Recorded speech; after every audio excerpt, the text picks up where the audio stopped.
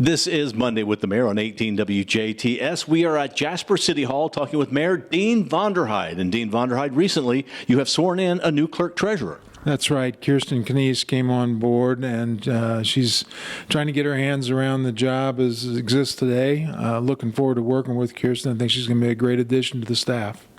Now, let's talk about a big event that's coming up Wednesday, or a big event that I guess we've been waiting to happen on Wednesday. Kind of got delayed a little bit, and that is Jasper's Strongest Town, the actual official naming ceremony.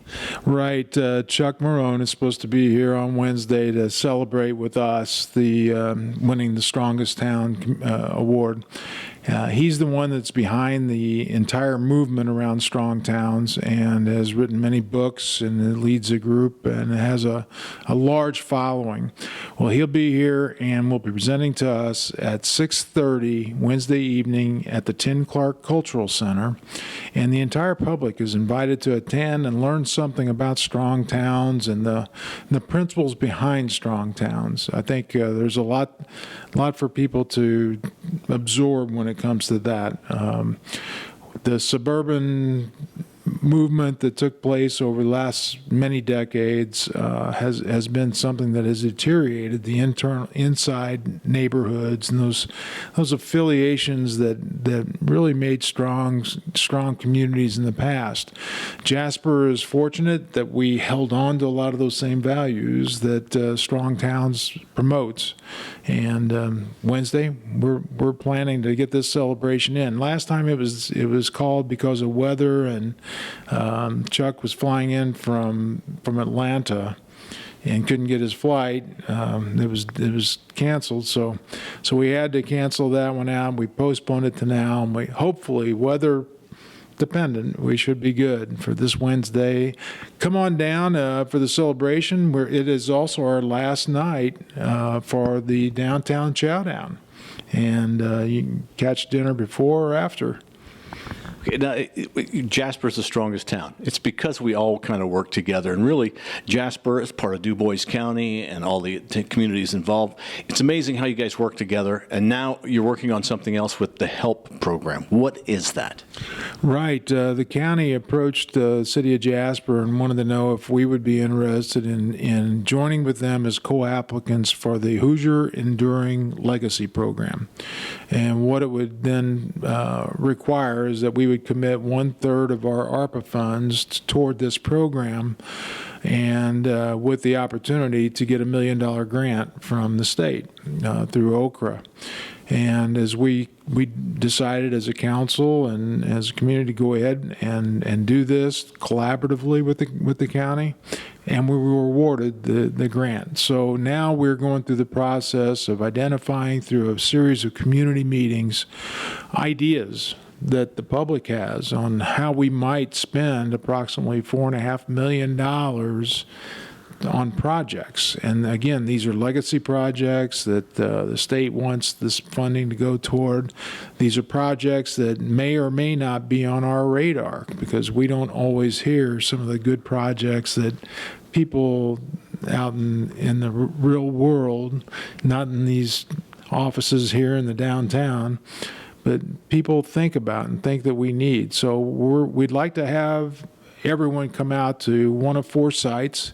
We have 4 meetings this week. Each of the meetings starts at 5:30 in the evening. I have one meeting is going to be tonight, and that's going to be at the Jasper Elementary School. And so if you come in the main entrance there, 5:30 to 7 o'clock, we'll be there to get your input, to help you learn a little bit about HELP, and then get your input and we'll move forward. Then tomorrow, we're going to be at the Ferdinand Elementary School, same time, and then Huntingburg on Wednesday. And then on Thursday, we will finish up our last public forum. Will be at Du Bois Elementary School. So we chose those 4, and we figured people knew how to get to the elementary school. Grandpas and parents all know how to do that. So please come out, give us some good ideas on how we might commit that funding that would promote the betterment of this county. It's nice that you do that because you're wanting to know what people's opinions are rather than, like you said, just in a small office. This is an opportunity for the public to participate. That's right. That's right. And we believe that, our public is really engaged. It's not that we don't get ideas from the public, but there's some people just don't have the access that others do, or as frequent access. So we just want to make sure that we're taking the steps to hear what your thoughts are. All right. Well, Mayor, anything else you'd like to add?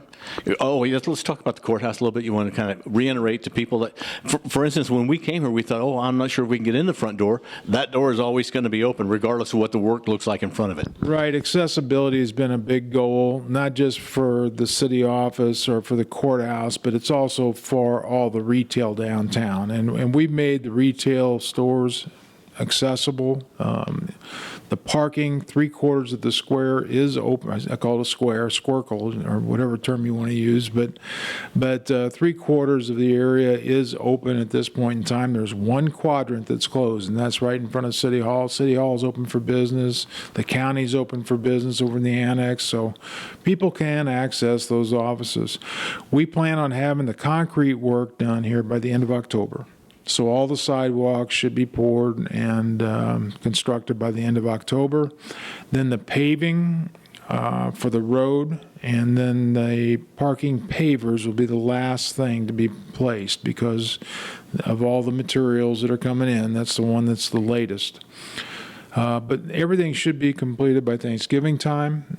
So we'll have this quadrant in a pretty good state where you can see what the rest of the square eventually will be a square, what the rest of it looks like, including at the courthouse. They're installing the ADA ramp going into the courthouse on the front side, which has been much needed and talked about for years.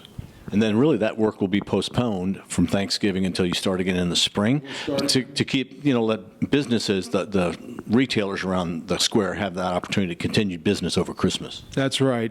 From Thanksgiving to Christmas, obviously a big shopping season. We want to make sure there was nothing in the way of our retail succeeding during that period of time. We'll pick up after the first of the year, and we'll finish the other 3 quadrants, still targeting our original completion date. Should be around October next year. So this time next year, we should be just tidying things up and having a great look downtown. All right, Mayor Dean Vonderheide, thank you very much for talking with us. We've been at Jasper City Hall talking with Mayor Dean Vonderheide of Jasper. Thank you for watching Monday with the Mayor. Stay tuned. More to come up on 18 WJTS.